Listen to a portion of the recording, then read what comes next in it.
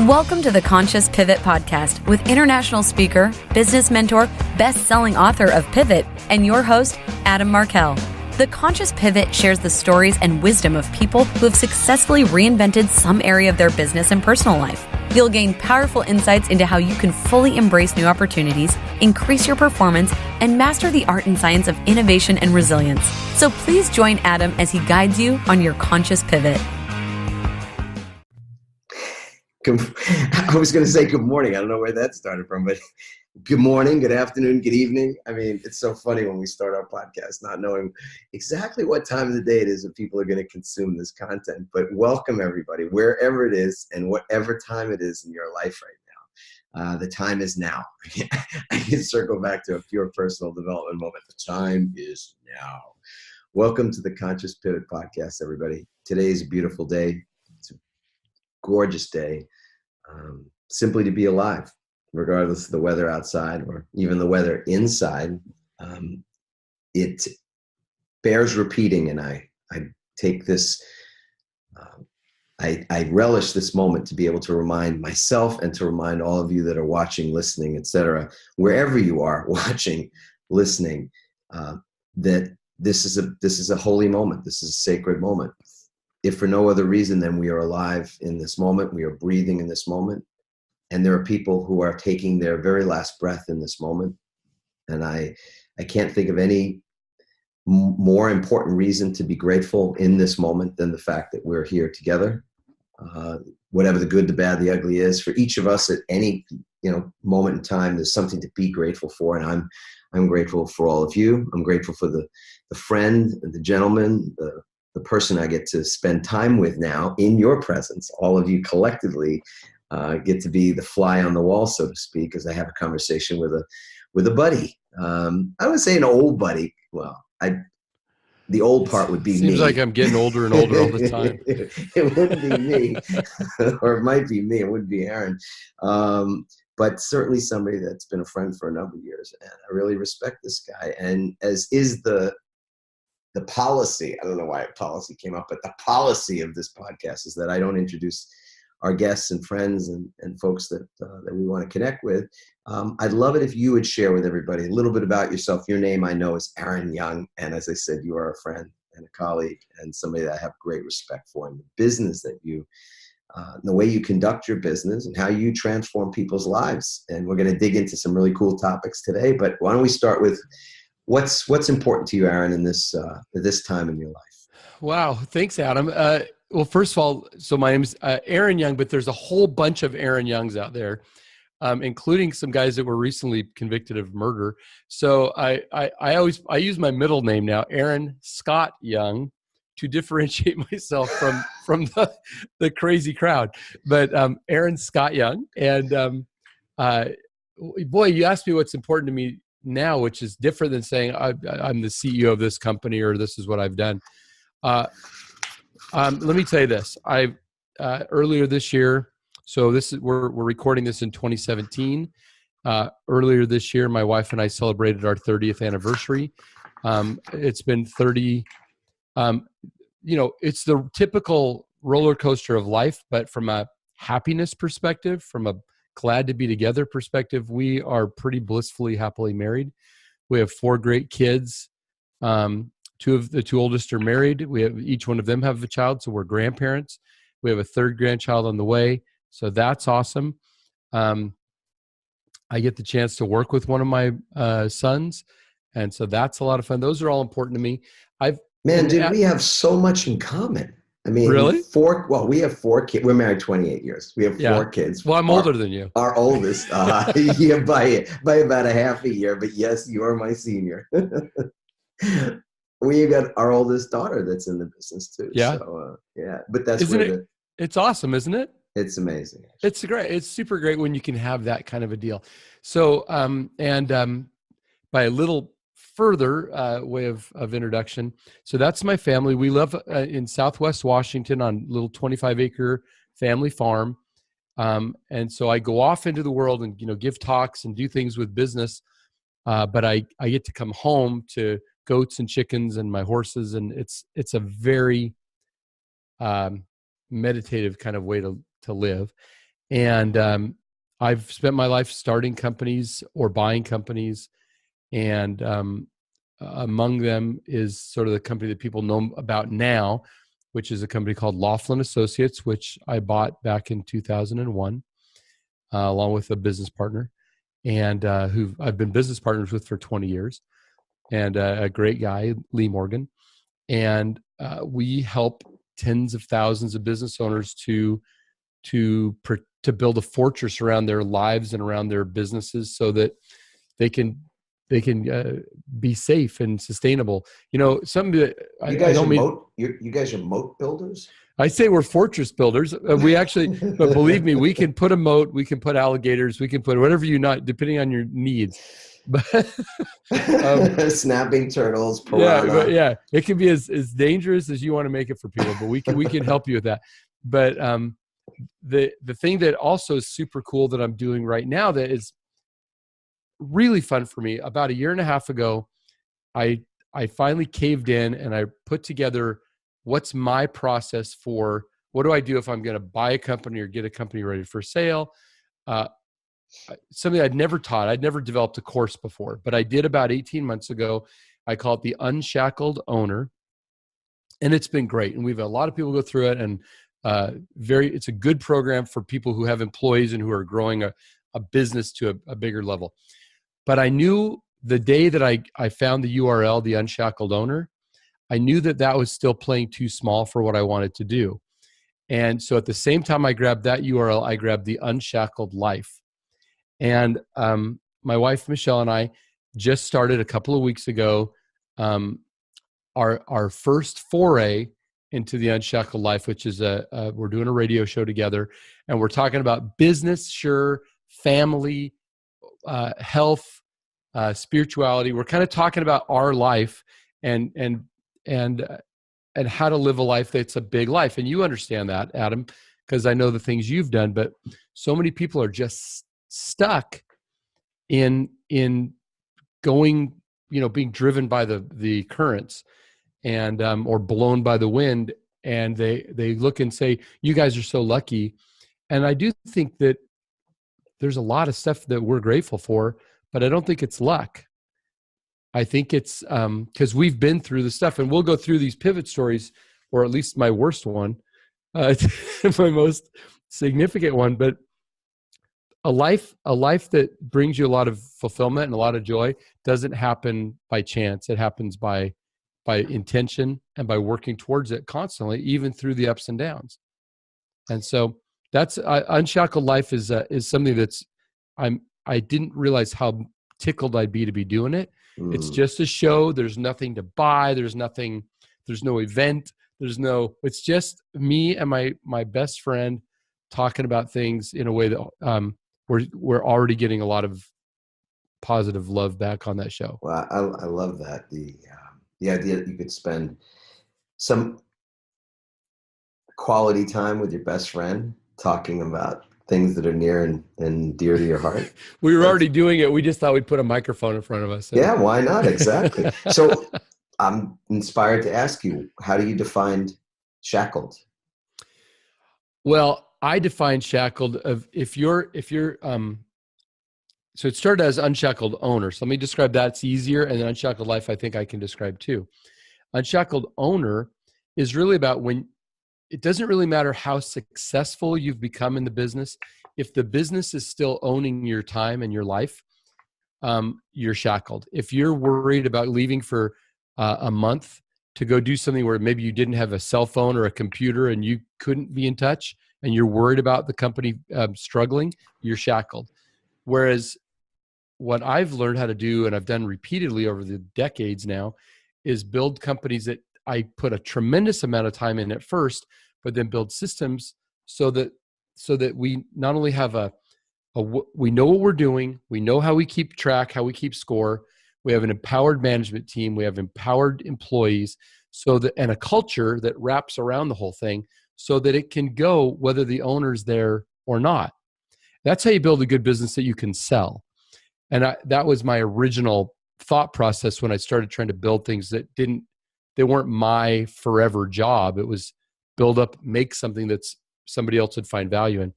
Unshackled life, I really think unshackled life is an unshackled life is getting to do things that you love to do when you want to do them. And that doesn't mean constantly being entertained, but it does mean being able to make the choices to do what you want to do.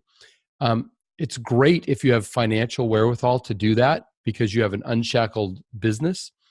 So, and you make the money to go do things, but you don't have to be wealthy to live an unshackled life. You just have to get clear about what turns you on and why you're working. Even if you're working a job that you don't love, why are you doing it? And how is that a means to an end that gives you the life that you want? People always think they have to have every element of their life be so pristine and fun, and that's not real. What you need to do is know why you're doing the stuff you're doing and that you're doing it for reasons that matter enough to you that you are pleased at your outcomes. Yeah, I mean, you're describing the pivot process, really, in many ways. Well, it's a great book. Well, no, I mean, just the idea that you reinvent because things are not the way, that you think they would serve you best in this moment. So sometimes we're pivoting out of reaction to the loss of a loved one or a job or a relationship or our health or something. Sure. And at other times we're pivoting out of some other motivation, which is usually pain. It doesn't have to be, but I know in my case it was pain, pivoting out of the pain of mediocrity, the pain of just doing work that was uninspiring and being in a job that I didn't love, doing it just for the money and just for the security. So just really based out of fear, not out of love, not out of joy or not everybody is an Adam Markel or I'll say an Aaron Young, where it's super easy to say, I'm going to scrap my law degree, right? In your case, and I'm going to go chase this other personal development, training, teaching, inspiring others. Not everybody's going to get that big opportunity, but everybody has something that's inside of them their music that they want to get out of them. And sometimes you might have to work 8 hours a day at a job that you don't necessarily love because you can earn 3 or 4 weeks of vacation and you can be putting money into retirement so that you can go out and volunteer at teaching people to read or I don't know, serving in your church or coaching Little League or something like that. That coaching Little League might be tough for a lot of entrepreneurs because they're not available at 5 o'clock in the afternoon, right? I think that the idea of unshackled for me is if you know what you want out of your life, and if you put the pieces in place so that you can do the things that you really love, and some people might have to work. This is what I tell people in the program. Actually, I say, remember, you have all these employees. These employees are working for you to fund the rest of their life. It's not because they're necessarily so madly in love with your business, but if you can provide a good, safe place for them to be and to work and to spend those 8 hours a day so that they can take the money and go do whatever they love, because they're not all going to be entrepreneurs, right? So, but I think that somebody that's getting to go out and they get to go dive the reefs around the world because they love diving. And so they work 8 hours a day, 49 weeks a year, and then get 3 weeks of vacation. They can go dive. I mean, maybe that is what they want. Maybe that is the life they want. Maybe, and whatever it is, that's a lot of, I'm saying a lot about unshackled life.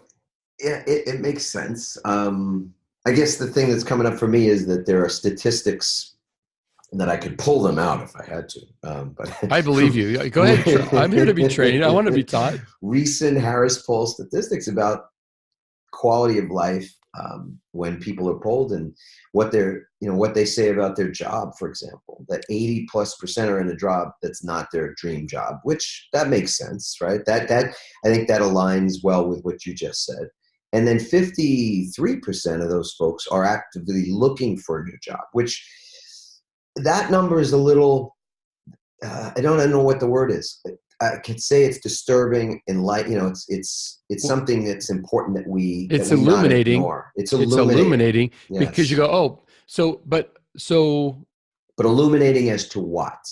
Because that's what's coming up for me when I hear you say about that.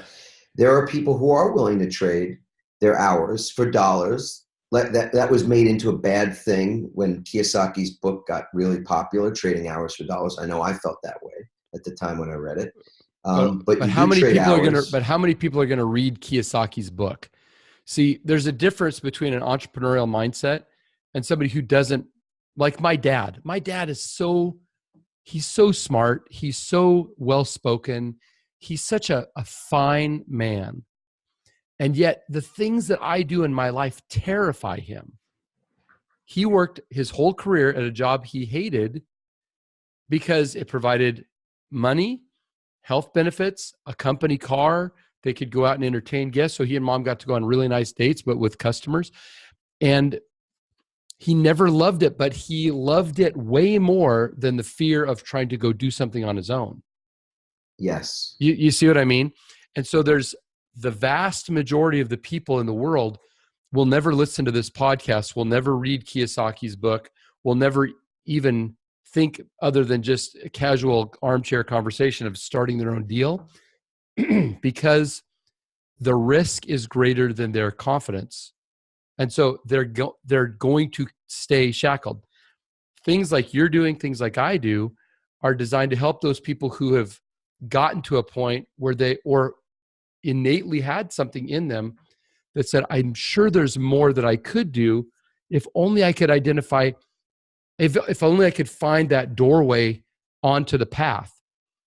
And so they're searching and they're reading books and they're listening to podcasts and they're going to events because they want more out of their world and they know it's there, but they don't know where to find it. So I can't try to have a completely all-encompassing solution for people. But for those people who've gone far enough up on Maslow's hierarchy to where they're not thinking about survival anymore, they're not thinking about eating or housing themselves or clothing themselves or even basic fundamental relationships, they're thinking, what else can I be? You know, what am I meant to do? Those are the people that will find their way to mentors like yourself or me or others that we know and say, somebody give me some hints. And all we can do is try to add some fuel to that little spark that's inside of them and maybe give them some ideas. I just on my I do a podcast. I just podcasted earlier today and recorded a visit with a woman who went through a variety of jobs, was well trained on things, but she missed the farm that she grew up on as a little girl. And even though she tried for 20 some years to do it, you know, the traditional way, right? Like so many people do, she finally just gave up on it and she decided that she could clear blackberries and other brush using her goats. And so she started renting out she'd set up temporary fence and bring in the goats. And that now she lives from April through October just travels around with 120 goats and they're clearing hillsides. And now she's been on Nightline. She's been on the Colbert Report. She's been written up in the Wall Street Journal. She's loving her life. She's never made so much money. She's never had so much fun. But she said, I wasted years because I knew there was more I could do, but I had no idea where to look. And it was only through a lot of blood, sweat, and tears that I finally thought, maybe these goats could do something. Who would have thought of the goats? Maybe these goats could make a business for me. She's a pivoter, man. She's a pivoter. You got to introduce her to me. I would fantastic. Love for our folks to hear that interview. And there's the goats are the hook, but the woman is so cool. Yeah, because she wasn't settling. So I guess we're getting into a personal conversation here about your dad for just a second more. Sure, go ahead. Did he ever feel as though he was? Look, my father-in-law was similar. He worked a practical job that he didn't necessarily love, although I wouldn't say that. I don't want to speak to that degree because I think he did enjoy aspects of his job, but he was primarily focused on taking care of his family. That was his higher. In Maslow's pyramid, taking care of his family was at the top of the pyramid. Self-actualization was not what he was focused on. Wasn't part of his world. No. So your dad's similar, I guess. My dad, he had some ideas early on. So my dad was involved with the Mouseketeers back in the 1950s. He was in a movie with Frankie Avalon. He did a few other TV appearances. He was kind of a cast, like an extra kind of a dude, but on at Paramount. right? He still is a great singer, great performer. He writes songs, he writes poetry, super creative. He met this really cute little blonde, and they got married a few months later, and I came along a year and a half later, and then my sister another 18 months later, and pretty soon there's 5 kids. Dude, you're a dream crusher? How come you never told me this? Let me tell you, they fanned my dreams though. So, but my dad, during that early time, he bought all the insides of an ice cream parlor, and he wanted to set up an ice cream parlor and do that. He leased this popcorn truck that was like an old wooden trolley, and he was out there all dressed up with the little garter around his arm and the striped shirt and selling popcorn, down in Southern California in the 60s, and tried to borrow money from my grandfather, who just said, no, I'm not going to loan you money to buy that truck. So he had a couple of, like, when he was young, he kind of tried to chase it a little bit, but then the weight of money and family and obligations and all that just kind of took it down. And so he worked. He was a sales guy, right? He was very good, and he was well respected, and he didn't love his job, but people loved having him there. He was highly regarded in his field, and was promoted multiple times, only to request to be put back down in sales, because he just didn't want to hire and fire, and he didn't want to do that. That was not his personality. What he did do was he wasn't going to let that happen for me. And even though we didn't have a lot of money, he always pointed me at kind of odd things that turned out to be giant blessings in my life. And my comfort of being in front of a microphone was because my dad said, first, there was one high school in Portland, Oregon that was not a neighborhood high school. You had to be accepted into its public school, but you had to be accepted, Benson High School. It was all boys. I had zero interest in going to a boys' school. I wanted to go with all my friends to the neighborhood high school and chase girls and have fun and do all that. But Dad said, just apply, just see if you can get in. Just see if you can get in. Well, I got in. Well, I said, but I'm accepted, but I don't want to go. I'm going to go to my high school. He said, well, go for one semester, and if you hate it, you can leave. I get over there. He said, they have a radio station. The oldest radio station in Portland, the public radio station, is at that high school, KBPS, Benson Polytechnic School. He said, you ought to just go up there and check it out, and see what they do. So I wandered up there as a freshman, 14 years old, and they said, well, do you want to do a voice audition? And I'm like, I don't know what that is, but sure. He gave me some stuff to read, put me in front of a great big microphone hanging on a big boom, and I did it. Next thing I know, I'm accepted in their program. Before you know it, I'm my junior and senior year, I'm chief of staff of the radio station, right? I mean, I did I got a national award from NPR for this magazine program, Portland High Life, that I was the host of, right? I did all of this because my dad just kind of kept nudging me. My dad came home from work one day and said, this was when I was between 8th and 9th grade, I think. And he said, hey, I heard this super cool thing on the radio. There's the Boy Scouts of America are going to do this horseback ride. It's 180 miles. It takes a week to go over the mountains. And I signed you up for it. And I'm like, what are you talking about? I'm a kid living on Southeast 29th Street in Portland. I'm right in town. I don't know about horses. But he always loved cowboys, and he grew up in the 50s and watching John Wayne, and he never had that, so he's going to get his son on a horse.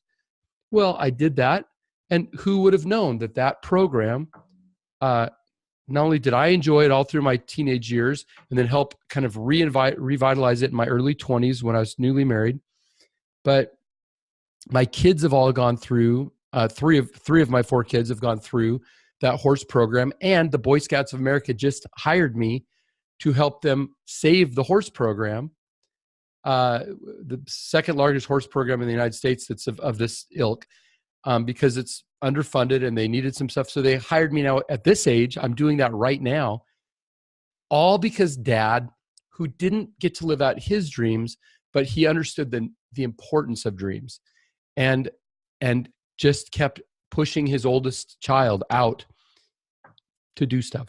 So I don't know. I mean, Did my dad live the life he wanted? I don't think so. Did my dad do right by me and all the people that I've been able to employ and affect in some way, shape, or form?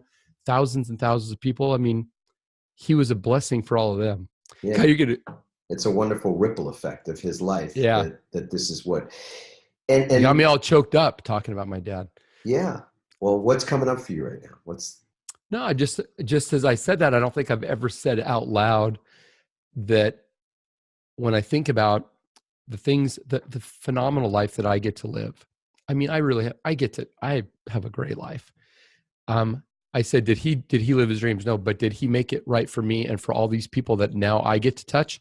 Yes. So was he successful? Yes. You know, it's a tender thing. Yeah. Yeah. So anyway, I'm an easy crier. So am I, buddy. And it's more that you and I share. It's a wonderful life. Yeah. This is the ripple effect we don't always see. I think the part that troubles me in those statistics, and where I agree with you, is that we're not speaking to everybody. In fact, the people listening to this are clearly not in the majority. They're the exception. You know, they are the exceptions. The fab normal, as somebody once said in an event I was at, and the fabulously abnormal, in other words. Yeah.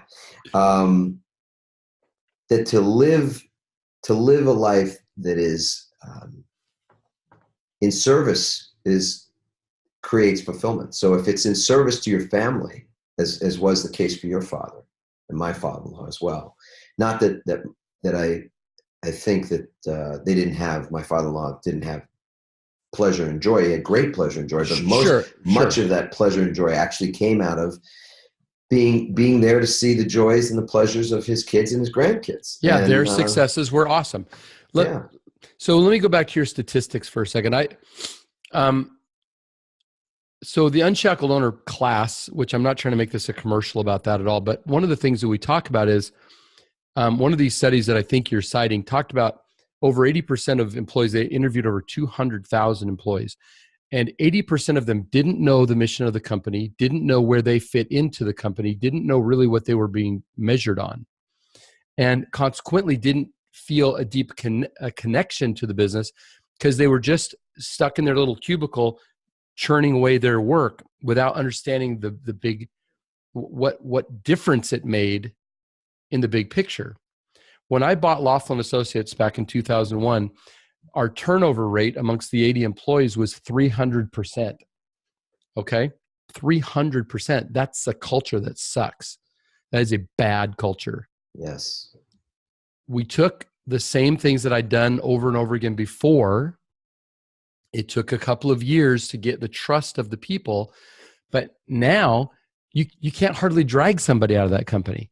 Our average tenure now is 13 years. I've owned the company for 16 years, right? So once we got rid of the bad apples, we brought in people with a different context, a different culture, with an understanding of what we're here to do. Not just we sell corporations or we do corporate compliance. No, we build fortresses around people's personal and business assets. That's what we do. We're fortress builders. When you get on the phone with somebody, you're helping protect them and their family. I mean, that's what you're doing. And understanding, here's why you hire for intentions. You don't hire to fill a spot. You say, I'm hiring you because this needs to be done. Is this something you can do? And now we're going to figure out 3 or 4 things that we're going to measure to make sure that we're making that progress. So every single day, we both know how you're doing. See, when you do that, it changes the deal. When you say, look, you don't have to go up through layers of management to get permission on something. Your job is solve the problem for the customer right now, right? So you're empowered to do that. If we don't like what you did, that'll be a training moment. That'll be a way to teach, okay, there's maybe a reason we don't do it that way, but you're not in trouble for taking care of a problem. I love the expression I heard from Keith Cunningham one time. He said, you can't provide exceptional service without making exceptions. I thought that was brilliant. If you empower your people to do it, they will take ownership of that job. They'll understand why they're there. They'll understand what they're working towards. And then they feel great. That's why they don't leave the job. People that are looking for other jobs, they're unfulfilled because nobody's leading them. Nobody's giving them a flag to salute. Nobody's saying, here's the difference we're making in the world. Or here's how we're helping people. So tie back to the 53% of people that are actively looking for another job, because part of what I'm hearing you say is that the reason potentially that they're looking for another job is that they don't feel a part of that company. They don't feel either engaged or respected or a part of the bigger picture. They don't understand where they fit in that big picture. What's the purpose of their work? All of that kind of thing that would lead to some form of happiness or contentment within the space of their workplace. So there's at least two things. One is that if in other words, somebody says, I like working in an office, I like working in a team, I like understand what we're doing. They kind of like the work and they're looking for a job. It's because it's bad management. 100% it's bad management. The other part of that, the other at least part of that group is people who started to do something because they believed it was a good idea. They went and got a degree in something because they thought they would like it. All they knew growing up was fireman, policeman, astronaut, lawyer, doctor, right? Exactly. And so they pursued it, and then they got there and they said, well, this isn't for me.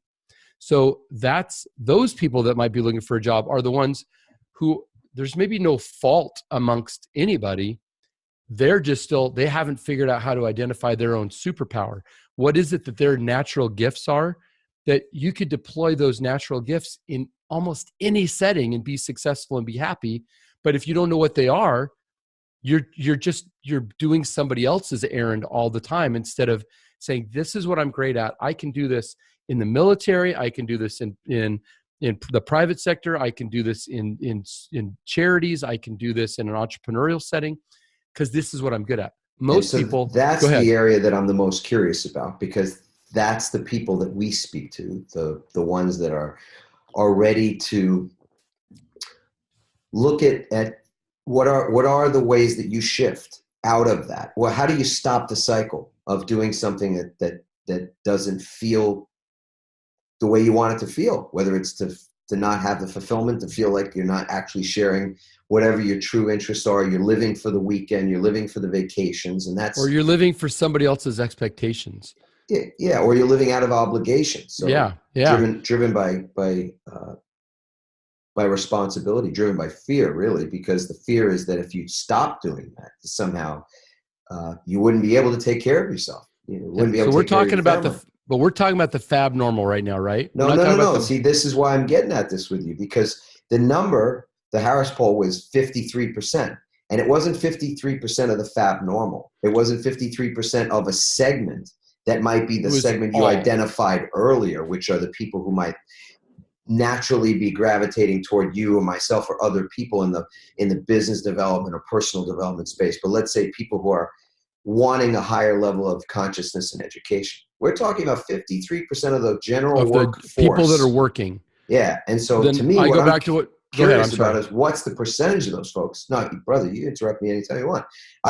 You're making a point. You're asking a question. I'll just keep going, right? You're asking a question. I am, because what's the percentage of that 53% that are in a bad culture, or I don't want to use the word bad, but let's say in a culture that's not engaging them at the level where they want to stay, right? Yes. Motivating them, inspiring them to be there and want to commit their time to that company ongoingly, right? Versus the percentage of those folks that just realized they took a job the way we all probably at the beginning took a job, which was without great rhyme or reason, or because we thought it was a good idea. In fact, I don't typically quote Keith Cunningham, and it's funny that his name came up twice. Now I'm going to say it again, but there is something I want to credit him with that made a difference when I heard it.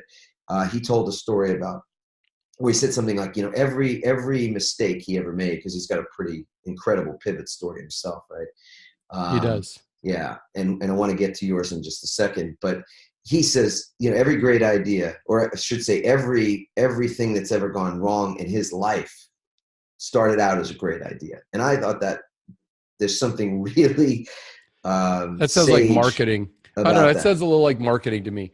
Well, I'll say how You I feel it's interpret that. okay. I'm sorry. Yeah. Help me understand. Whatever errors that we've made. I mean, to me, any error in my life wasn't because I started out to create an error, make a mistake. It started out as a good idea. So to go into a job or seek a profession or whatever you do, Yeah, that's a good point. That's a good point. You're going in with the best intent. You're not going in because you're saying, you know what, I would love to work this job for the next 10 years. And then at the end of 10 years, I want to wake up in the morning and realize, or have this realization that I've wasted 10 years of my life. Sort of climbing up nobody a ladder wanted that one. on the wall, on someone else's wall, building someone else's building or dream or something. And now I feel lost and have to pivot, have to change direction. Nobody starts out that way.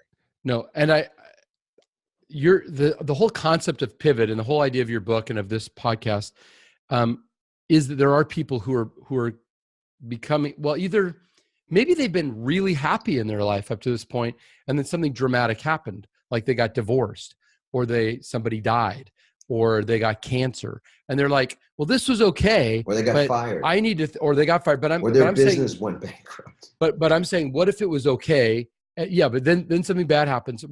Or maybe it was okay, and then they turned 50, and they said, Is this I all don't know there that is? I think I could play a bigger game. Yeah. Or what if I never even try? And maybe it's not even about I want to build a big business. Or what maybe if I want to travel the world. What if my dad didn't give me these options and suggest that I go to a certain high school and suggest that I, check out that radio show and suggest, they didn't have somebody who was actually sort of helping them pivot into a bigger space because they could see that that they had more potential than they could see. Maybe they've actually had people who did the opposite in their life, where they constantly naysayed them and told them why that's not a good idea. Get a safe job, or don't try that, or that's whatever most it is. People. That's most people. That's most people. And I think that's what I said a minute ago. They're in a job they don't like you said obligation. I said out of they're trying to live up to somebody else's expectations. Billy Joel has a great song called James, and you should go back and look at one of his early albums, but it's all about but it's all about a friend. That song, yeah. James, do you like your life?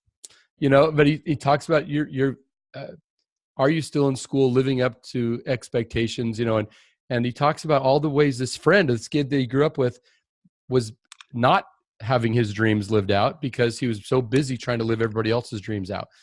So to close the loop on this thing about the 53%, I believe I'm sure you can't break it into two categories, but I think if I was going to simplify it into two, it'd be those two I mentioned. One is they have bad management. They might have liked the idea of that industry, but they have bad management, and so they don't feel fulfilled in that position, or they're in a job that was really wrong for them in the first place, but they're looking, and a lot of people jump from job to job to job, looking for that that mothership where they feel comfortable again and where they feel at home. And then other people, like I've got friends who just are professionals, and they're CEO or CFO or something, a chief operating officer, and they go for a 2-year contract and just get more money everywhere they move. And that's a rare exception, but those people are there too. They're changing jobs because they're going to get another $500,000 when they move. And they already got all the stock options that they're going to get from this company. So now they're going to go to another one. There's a lot of stuff out there that's not the solo entrepreneur. There's a lot going on, but check it out, brother. This is just for you. You can play it. Totally. I want everybody to hear this song because it's a great song. Freaking great. Off Turnstiles, one of my favorite Billy. Turnstiles. Yeah, it was like his second album. Yeah. After Cold Spring Harbor. Yeah, no kidding. Is it going to play? It sure is, buddy. You don't hear it? No, I don't hear it. Oh, wait.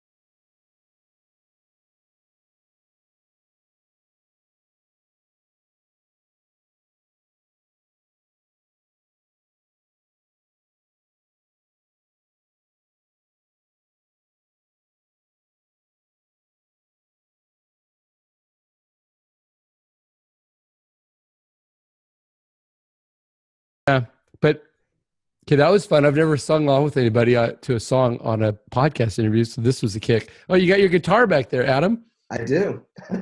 Dude, I didn't know that. Okay, we have other things to do when we're not doing this. Oh, no kidding. We do some music stuff.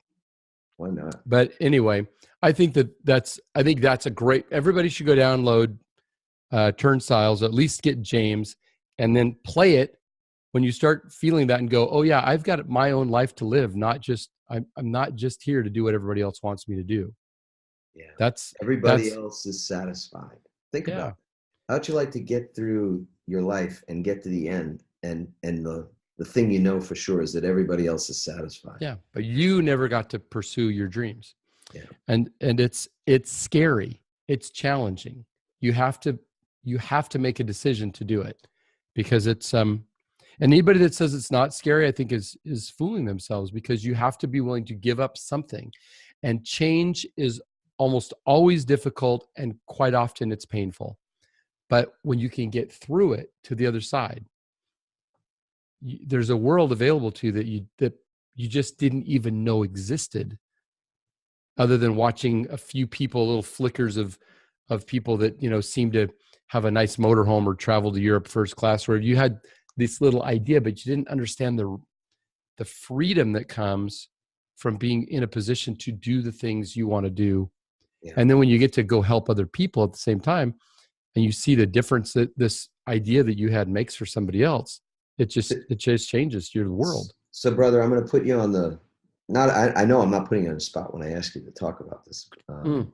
I think the people listening might think to themselves, yeah, good guy, really want to know more about him and all that. But he seems like, he had a good father took good care of him, had a good realization moment, vulnerable, really authentic moment really early on in this podcast, where I think you were feeling great gratitude for your dad, just recognizing how behind the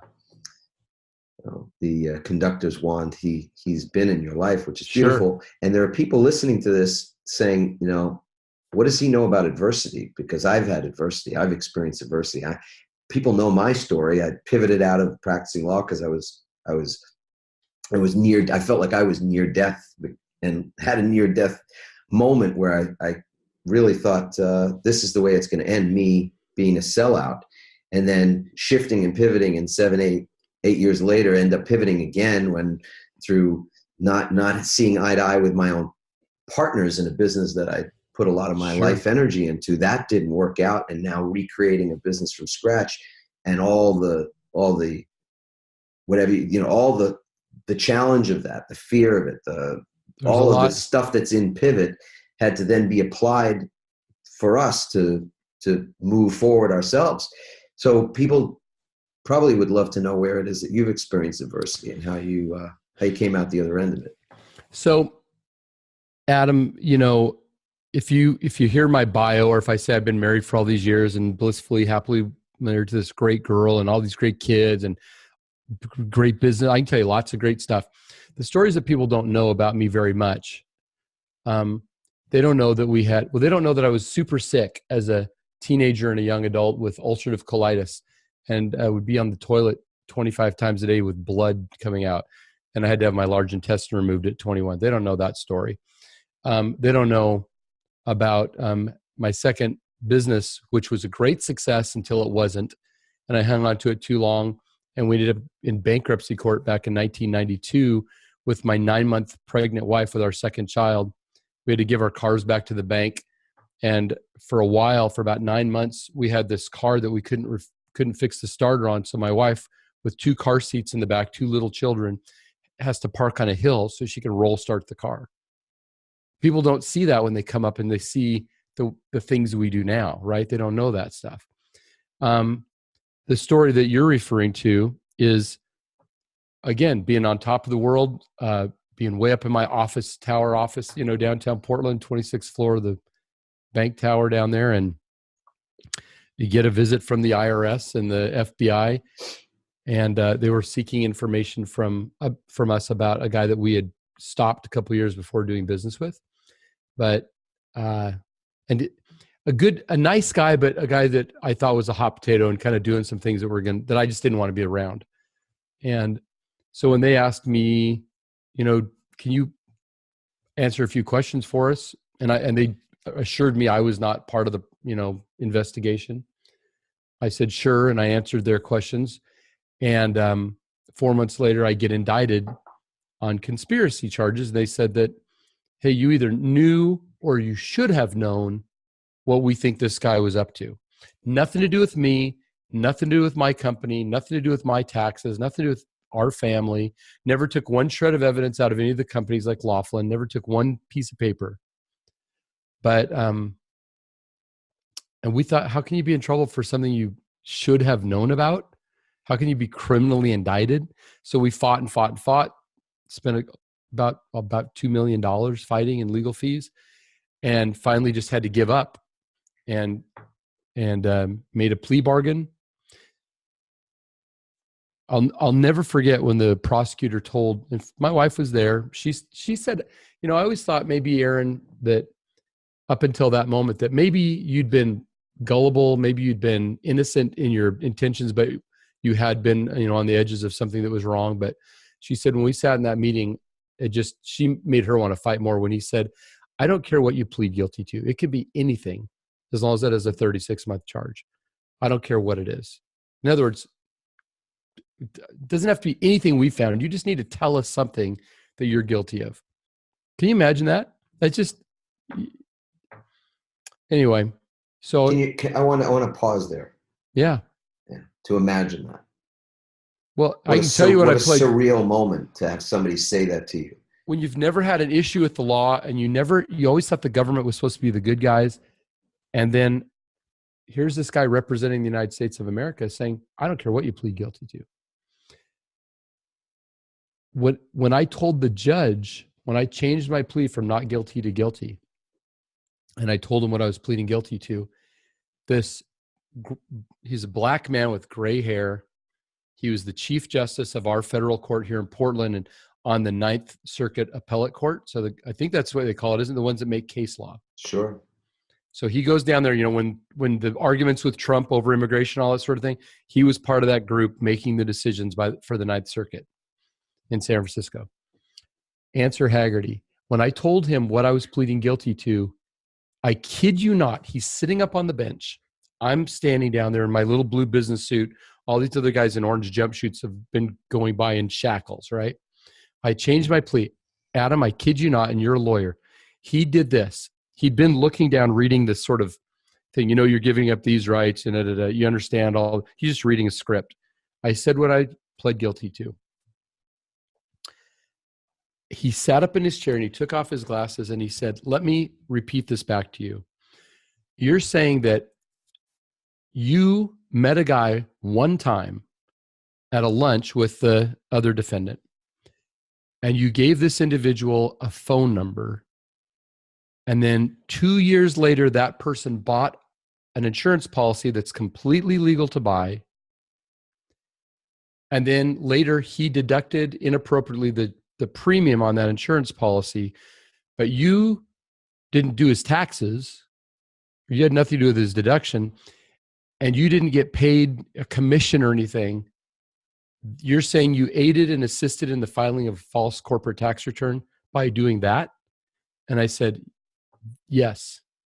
And I kid you not, he went like this. He goes, all right.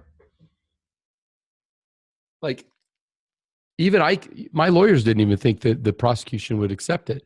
That's the only thing I could figure out that I could plead guilty to is I did give a guy a number, and I had found out in the discovery boxes 400 boxes of discovery, a whole giant room full of these boxes, that this guy who I met once, who I did give a phone number to, did buy an insurance policy and did deduct it inappropriately.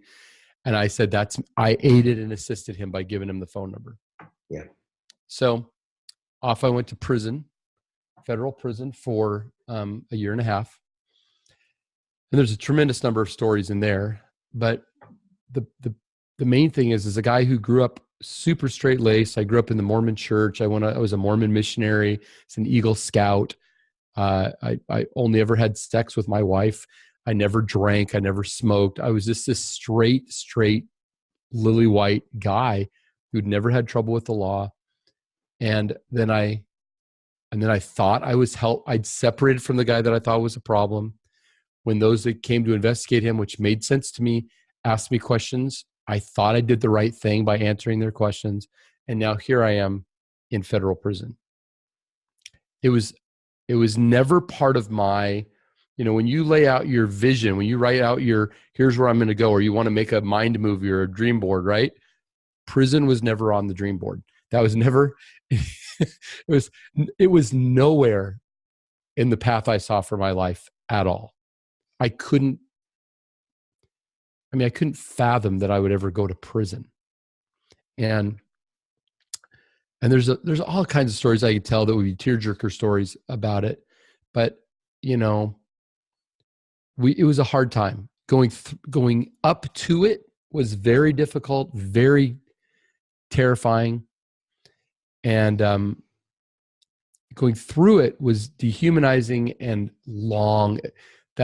It was sentenced to 18 months, but you spend 14 months and a week actually in the facility. Then you go to halfway house, and then you have time off for good behavior, right? About 10% for good behavior. So I was 14 months and a week. 14 months in my normal life goes by very quickly. 14 months and a week in there, it felt like I'd always been there and I would always be there. You're so cut off from the world.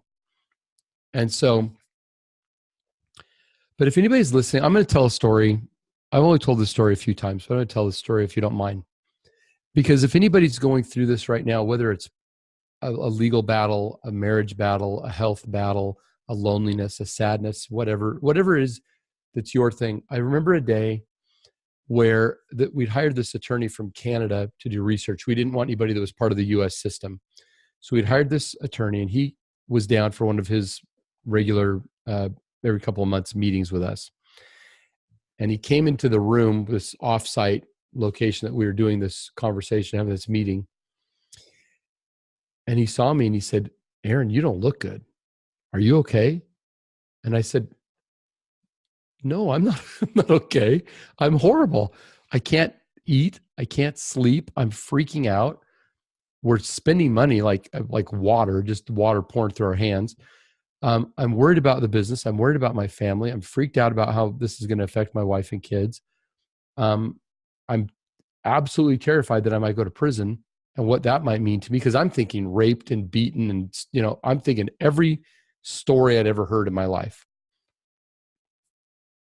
I said, "No, I'm not okay at all." He said, "Here," and you'll understand this, Adam, because I'd never really done this. I do it a lot now, but in those days I didn't. He said, "Here, let's take 3 deep breaths together. In through your nose, out through your mouth." That was not a practice I had at that time. But when he said, "Take a deep breath in," and I realized that I couldn't even open up my diaphragm and take a deep breath. It was really hard for me even to breathe in all the way. And he said, "I've seen this before, Aaron." He said, you can't breathe." And I said, "No, I can't." He said, "It's like you're being crushed." I said, "Yeah." He said, "Like there's this iceberg on your chest and it's crushing you to death." I said, "That's exactly how it feels." And then I'm going to tell you, Adam, this was super important. This was a cool moment in this whole mess that I was going through. He said, "Aaron, the iceberg is real." He didn't say, "Cheer up, it's going to be okay." He said, "The iceberg is real. It's really crushing you and you feel like you're going to die." But he said, "Every day that sun comes up in the morning and the iceberg melts a little bit, and eventually it will melt away and it'll be gone." It was incredibly important for me to hear that at that time, that it's real, but it will go away eventually. Because then I didn't feel like I was crazy. Like I was somehow deficient in being a good dad or husband or boss or whatever. Like there was something wrong with me that I was so debilitated. But I was. And when he said, "It's real, but it will go away," it was a huge relief. And even though I didn't fully understand, at least I could logically grasp onto that, and it helped me going through it. So anyway, I went to prison, and Do you have any questions about that before I go to the end of that? No. Okay.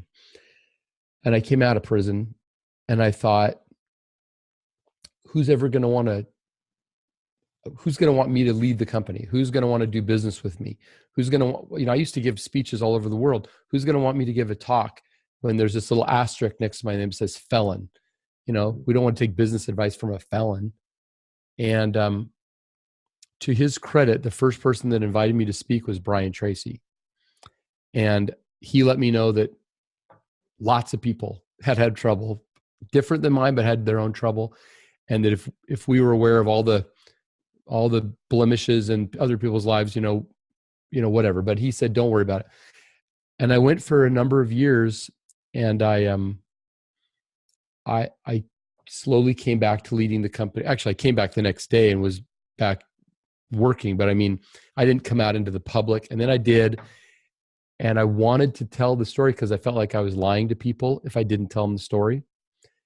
But all of my people were like, don't tell the story. Don't tell it. Just stick back to business. People don't know. I'm like, it was on the Wall Street Journal. It was on CNN. It was, there's lots of evidence of this out there if you want to look me up, right? So I wanted to do it. And I expressed that to you, actually. And you were the one that finally gave me my coming out party, so to speak, in front of a very nice, very warm group of people in Palm Springs. And I'll never forget being up on that stage, and I don't know if you remember, there were props on the stage, so like a mailbox and some other stuff, and I was supposed to come out and do like a little thing that was a continuity exercise on the stage. I don't remember what it was now, but it was kind of fun. I came out to try to be kind of funny and stuff, and then I turned right from this sort of pleasant, glib, sort of fun thing on the stage to telling the story. And I remember the people applauding at the end of the talk, because I was sure you were backstage with me. I don't know if you remember this because you've been backstage with a lot of people, but we were behind the curtain, and you were trying to almost like walk me through kind of a little meditation and a little visioning thing, because I was pretty sure the end of my public speaking career was about to happen. This was, and maybe the end of my business career. Because if I say this, everybody's warned me against it. If I do it, it's going to be a mess. Well, I went out there, I did it. I told the straight story for the very first time on your stage. And at the end of the talk, standing ovation, people went nuts. I tried to get off the stage into the back of the room, as is appropriate to do. And all these people crowded around me, not 10 people or 20 people, but 100 people.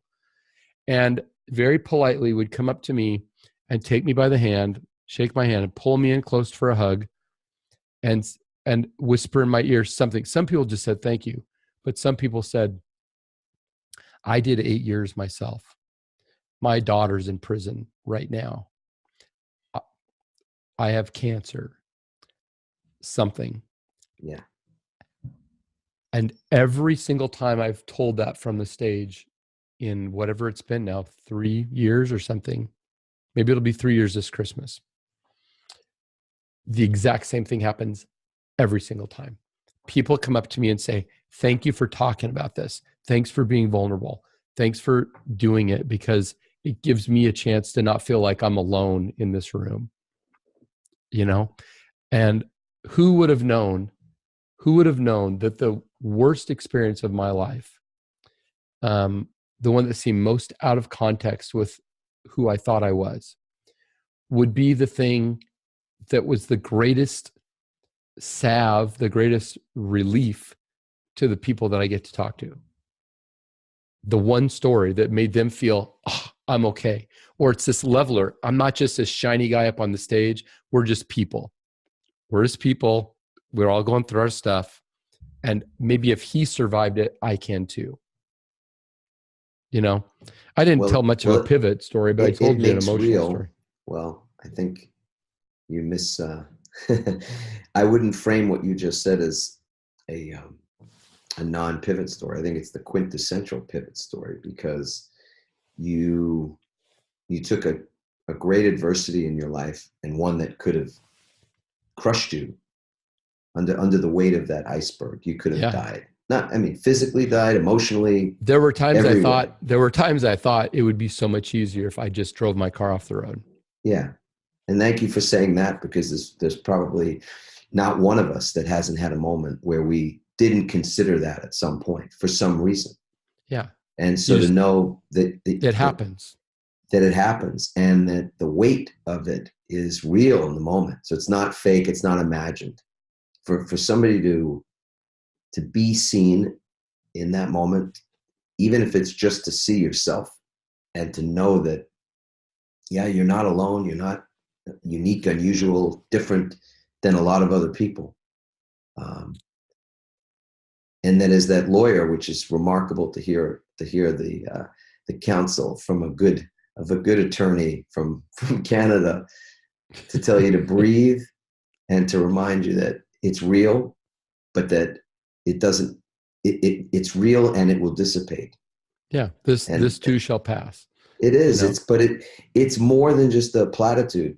This too shall pass. It's the fact that it does pass. And there's a lot of people that wherever they are in their lives at the moment, wherever I am or you are even in this moment, where we've got pressure and things that might feel like a weight. Maybe it's not an iceberg weight, or maybe it is.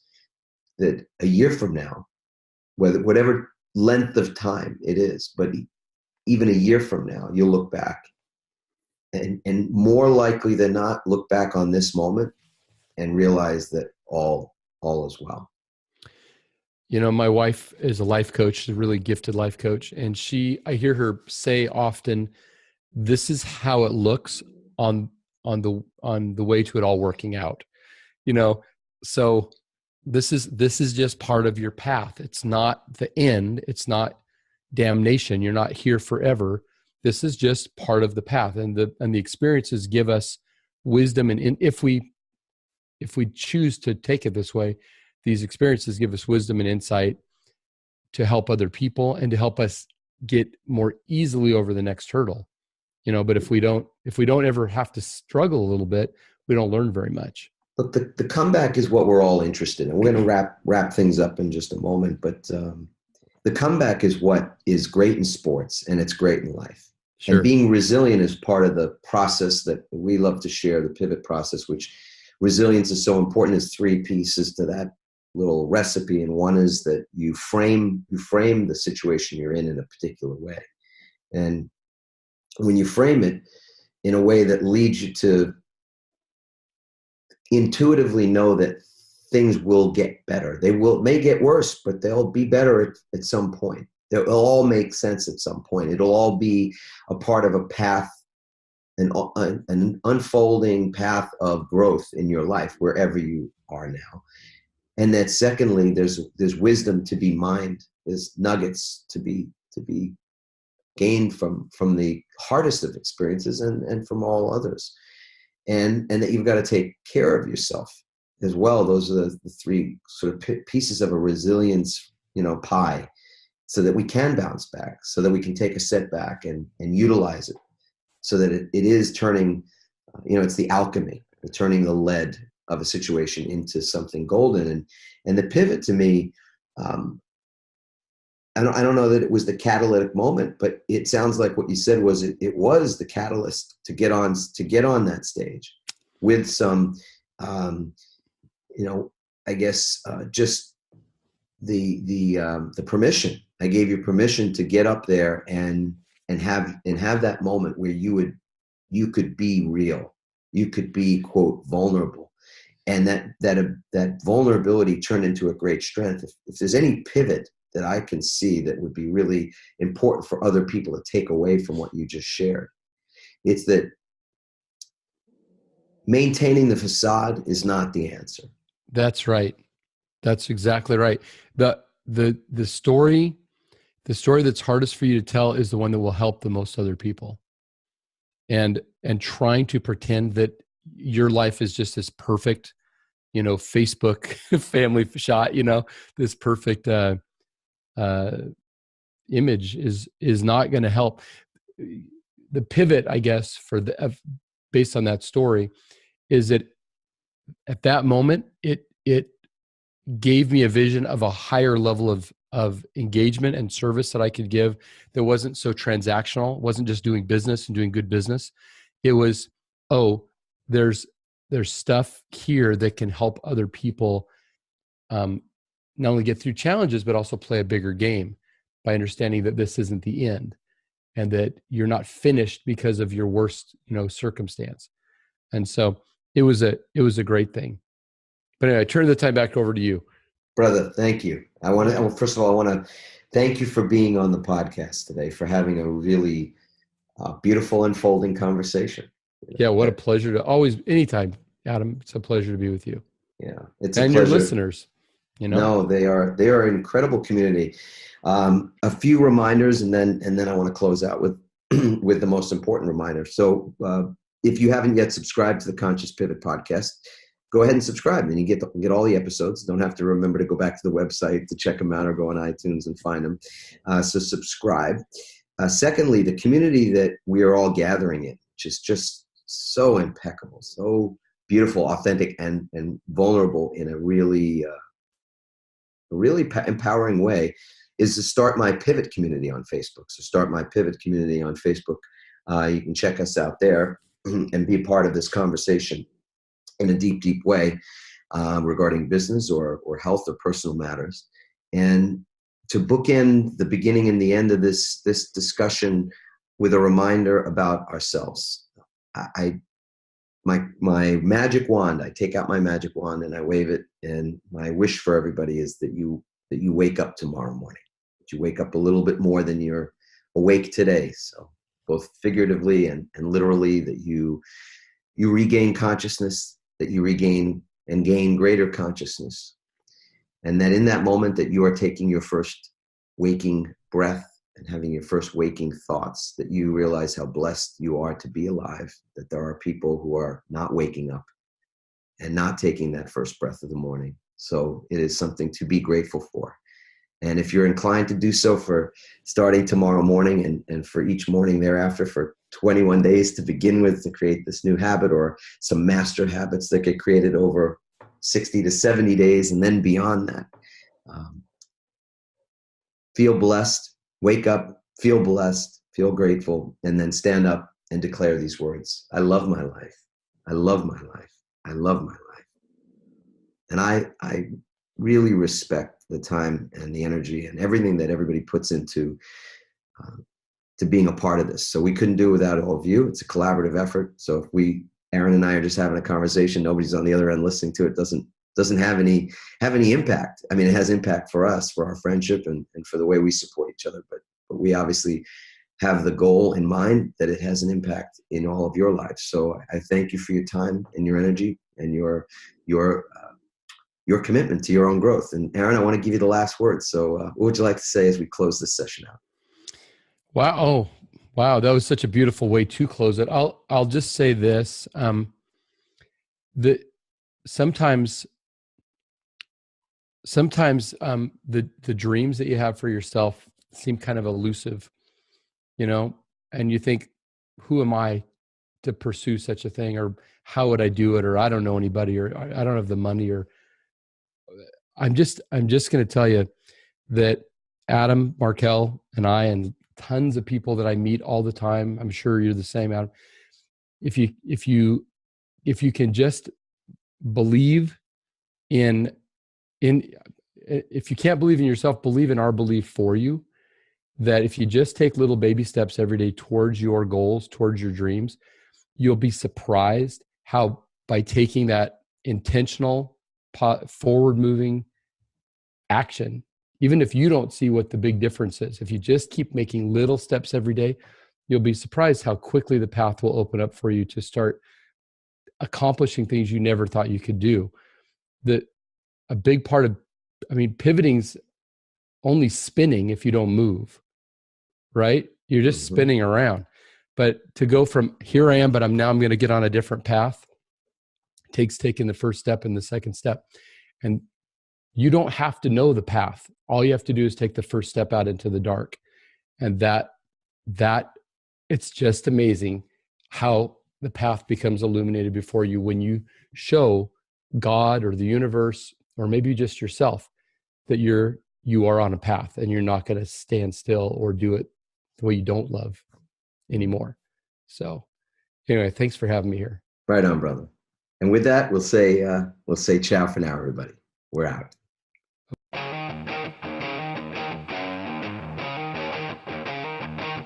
Thanks for listening, everyone. We hope you now have the tools and greater insights to navigate your own pivot. Help us inspire others by sharing this episode and leaving your comments over at adammarkel.com/podcasts. For more tips, strategies, and support as you consciously pivot into a new business and lifestyle you love, join our Pivot community on Facebook at pivotfb.com.